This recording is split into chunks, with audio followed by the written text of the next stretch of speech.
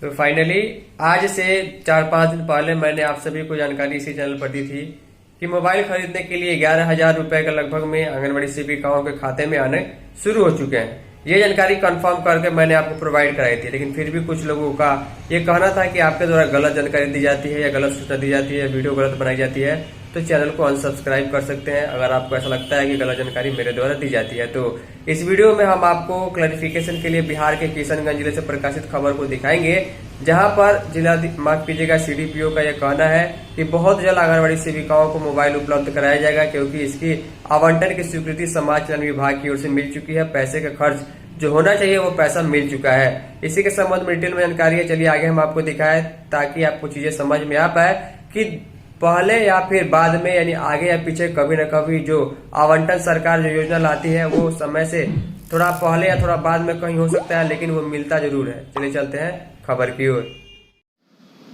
तो फाइनली ध्यान दीजिएगा, नए मोबाइल खरीद के संबंध में जो 11,000 रुपये अकाउंट में सरकार जो भेजेगी, इसके संबंध में जो है जुलाई महीने में ही जो है सरकार ने घोषणा कर दी थी कि इस विभाग को जो है आवंटन प्राप्त हो चुका है और 11,000 रुपये सेविकाओं को मोबाइल खरीदने के लिए उनके अकाउंट में दिए जाएंगे। ये खबर मैंने जुलाई महीने में ही दिखाई थी, 7-8 महीने पहले ही बताई थी। पिछले दिनों हमें एक आध सेविका ने एक ज़िले से जो स्क्रीनशॉट भेजा था उनके बैंक अकाउंट डिटेल का, जहां पर उनको पैसे आया था मोबाइल खरीद के लिए। हालांकि परियोजना से भी मना किया गया था कि पैसे को निकासी नहीं करना है, बाद में उसके जो है सिस्टम बताया जाएगा। इसके बाद जो है बहुत सारे लोगों को व्हाट्सअप मैसेज कमेंट आएगा, अतुल जी आपके द्वारा जो है झूठी जानकारी दी जाती है, मोबाइल खरीद का पैसा किसी भी प्रकार का नहीं आएगा या फिर पैसा नहीं आता है, आप गलत जानकारी देते हैं। मैं आप सभी लोगों से फिर से हाथ जोड़ कर रिक्वेस्ट करूंगा कि अगर वीडियो में गलत जानकारी दी जाती है, अगर मैं गलत जानकारी देता हूं, तो चैनल को अनसब्सक्राइब करके छोड़ करके जा सकते हैं, क्योंकि पिछले 4 वर्षों से जो लोग जुड़े हुए उनको मालूम है कि किस प्रकार की जानकारी इस चैनल पर उपलब्ध कराई जाती है।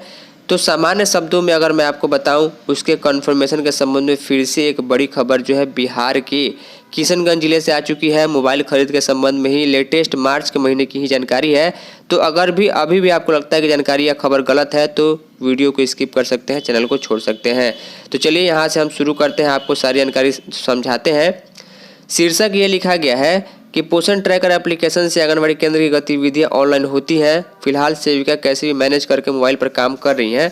लिखा गया आंगनबाड़ी केंद्र अब होगा और हाईटेक सेविकाओं को दिया जाएगा स्मार्टफोन, और नए स्मार्टफोन के संबंध में जानकारी है। यहाँ पर देख पा रहे हैं THR का जो वेतन हो रहा है उसमें सबसे ज़्यादा दिक्कत सेविकाओं को मोबाइल ऑपरेट करने में ही आ रही है। पोषण ट्रैकर का जो एप्लीकेशन है उसमें बार बार अपडेट आना या सही से काम नहीं करना या फेस वेरीफाई नहीं हो रहा, ये समस्या आती है।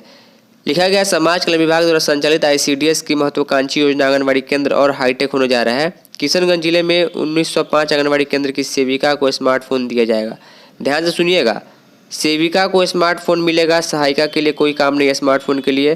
प्लस में सभी परियोजनाओं के जितने भी LS है, महिला प्रयोगशिका, उनको भी स्मार्टफोन दिया जाएगा। इसकी मैं गारंटी आपको दे देता हूँ।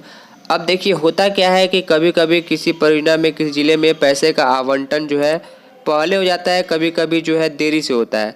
इसीलिए पैसा जो है किसी किसी सेविका को किसी परियोजना में पहले आ जाएगा, कहीं कहीं आने में 1-1.5 महीने का भी देरी लग जाता है। लेकिन गारंटी है निश्चित तौर पर सभी को पैसा मिलेगा और सबको मोबाइल मिलेगा, क्योंकि ये सभी के लिए ये योजना है। ऐसा नहीं है कि 2-4-10 सेविका के लिए, सबके लिए है। लिखा गया है कि सक्षम आंगनबाड़ी एवं पोषण 2.0 के पोषण अभियान के तहत जिले के 1905 आंगनबाड़ी केंद्रों पर कार्यरत सेविकाओं तथा पदाधिकारी कर्मियों महिला प्रयोगशिकाओं के लिए समाज कल्याण विभाग के ICDS निदेशालय ने स्मार्टफोन खरीदने के लिए स्वीकृति दे दी है, स्वीकृति मिल चुकी है।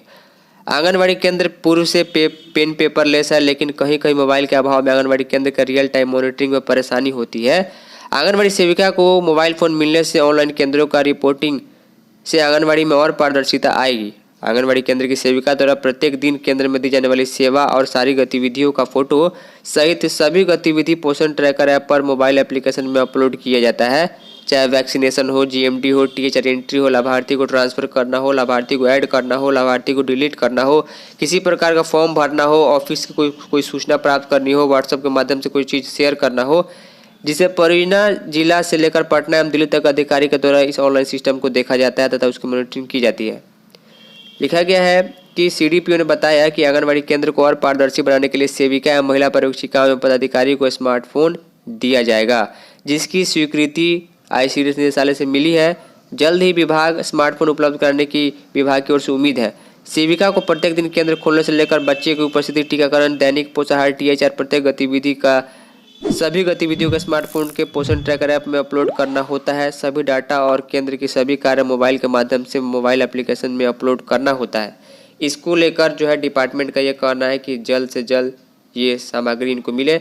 अब देखिए कहीं पर पैसा आ रहा है और कहीं पर किस प्रकार की स्थिति होगी ये देखने वाली बात होगी, या नियम सभी जगह एक होगा, ये सबसे बड़ी बात होने वाली है। उम्मीद करूंगा कि जानकारी आप लोग समझ पाए होंगे। पूरी वीडियो को देखिएगा तो चीज़ें समझ में आ जाती हैं। फाइनली इस इन्फॉर्मेटिव और यूजफुल वीडियो में इतना ही। तब तक के लिए धन्यवाद।